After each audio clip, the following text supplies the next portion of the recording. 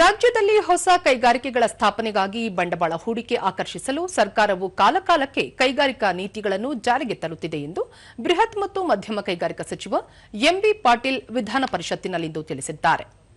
ಪ್ರಶ್ನೋತ್ತರ ಕಲಾಪದಲ್ಲಿ ಸದಸ್ಯ ಪಿಎಚ್ ಪೂಜಾರ್ ಪ್ರಶ್ನೆಗೆ ಉತ್ತರಿಸಿದ ಸಚಿವರು, ಬಾಗಲಕೋಟೆ ಮತ್ತು ವಿಜಯಪುರ ಜಿಲ್ಲೆಗಳನ್ನು ಒಳಗೊಂಡಂತೆ ರಾಜ್ಯದಲ್ಲಿ ಬಂಡವಾಳವನ್ನು ಆಕರ್ಷಿಸಲು ಹಲವು ಆದ್ಯತಾ ಹಾಗೂ ಪ್ರೋತ್ಸಾಹಕ ಕ್ರಮಗಳನ್ನು ಕೈಗೊಳ್ಳಲಾಗಿದೆ ಎಂದು ಹೇಳಿದರು. 2025-30 ಕೈಗಾರಿಕಾ ನೀತಿಯು ಕೈಗಾರಿಕೆಯಲ್ಲಿ ಹಿಂದುಳಿದ ಪ್ರದೇಶವನ್ನು ಉತ್ತೇಜಿಸುವ ಗುರಿ ಹೊಂದಲಾಗಿದೆ.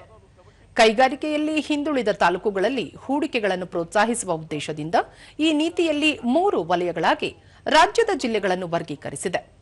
ಕೈಗಾರಿಕೆಯಲ್ಲಿ ಹಿಂದುಳಿದ ತಾಲೂಕುಗಳು ಜಿಲ್ಲೆಗಳನ್ನು ವಲಯ 1 ಮತ್ತು ವಲಯ 2ರಲ್ಲಿ ಹಾಗೂ ಬೆಂಗಳೂರು ನಗರ ಮತ್ತು ಗ್ರಾಮಾಂತರ ಜಿಲ್ಲೆಗಳನ್ನು ವಲಯ 3ರಲ್ಲಿ ವರ್ಗೀಕರಿಸಲಾಗಿದೆ.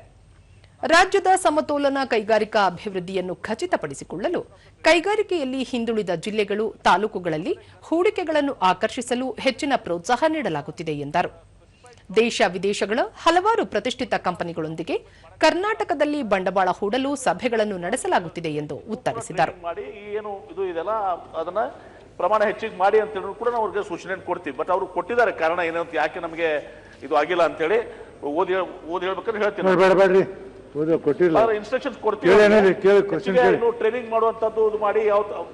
ರಾಜ್ಯದಲ್ಲಿ ಕಾಂಗ್ರೆಸ್ ಪಕ್ಷದ ಕಚೇರಿಗಳ ನಿರ್ಮಾಣಕ್ಕೆ ನಿವೇಶನ ಮಂಜೂರು ಮಾಡುವಲ್ಲಿ ಯಾವುದೇ ಕಾನೂನು ಉಲ್ಲಂಘನೆಯಾಗಿಲ್ಲ.